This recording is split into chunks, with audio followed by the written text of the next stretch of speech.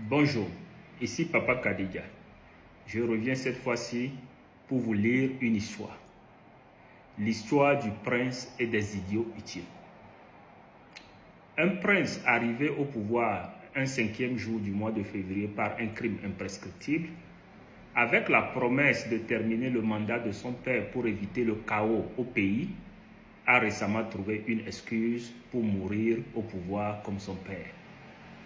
Après avoir dit que dans une démocratie, il faut au maximum 2 ou 3 mandats, il est à son 4e mandat.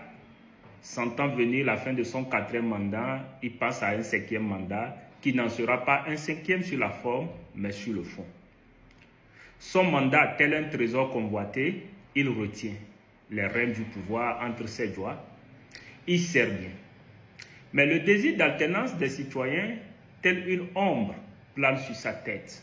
Et le prince fatigué prépare sa dernière quête pour formaliser la monarchie de fait en monarchie de droit. Il réunit ses idiots utiles, les yeux remplis de tristesse, leur transmettant les consignes avec grande finesse. Le prélat et son joker sont morts en exil. Ils ont crucifié les oppositions. C'est le bon moment pour les enlever de la croix et les ensevelir.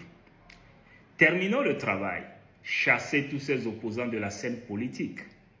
Mes fils, mes filles, sans faillir pour que l'Union pour la République respire, pour qu'elle puisse fleurir et demeurer le rassemblement du peuple terrorisé, nous devons passer à la 5e République.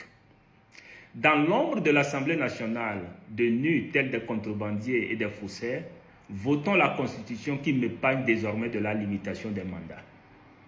Je ne me vois pas mourir sans avoir le pouvoir. Émasculer le président de la République et faire de moi le président du Conseil des ministres sans limite des mandats. Pour que la chose soit bonne, faites en sorte qu'au palais du peuple, la 5e République s'étire avec 5 opposants qui murmurent, leur voix prête à proclamer leur tigritude, sans être capables de bondir sur leur proie. Le 5e mois s'est épanoui, imperturbable, tandis que Kodjo le renard rusé se rend non coupable. Les 5 opposants, tels des loups affamés, se préparent à l'assaut indécis de la 4e ou de la 5e République. Le destin est scellé.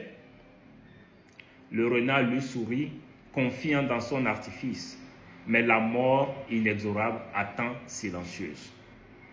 Alors que les enfants abandonnés par leur père, qui se cache dans son trou, se rassemblent, ils murmurent des mots de courage, de l'espoir qui tremble. La 5e République, en suspens, retient son souffle, et le renard ignorant tout continue son bluff. Mais la nuit approche et les étoiles s'allument. La majorité soumise de force résolue sait que son temps se consume. Elle cherche vainement à resserrer les liens entre les oppositions. Certains participationnistes reconnaissent que les élections sont fraudées, mais veulent continuer par exister en y participant. D'autres ne croient plus aux élections comme la solution, mais ne veulent pas penser à une autre solution. Les non-participationnistes, sans dire ce qu'ils veulent, lancent un appel depuis leur trou à leurs enfants, un dernier adieu, et dans l'obscurité, ils rêvent partir unis et valeureux. Le citoyen qui dit que lui ne fait pas la politique et subit les décisions politiques, lui dort paisiblement, ignorant le drame. Mais la République attend, espérant un nouveau flamme. Car même les plus rusés, les plus puissants finissent par tomber. Et dans cette danse d'intrigue, la vérité se révèle implacable.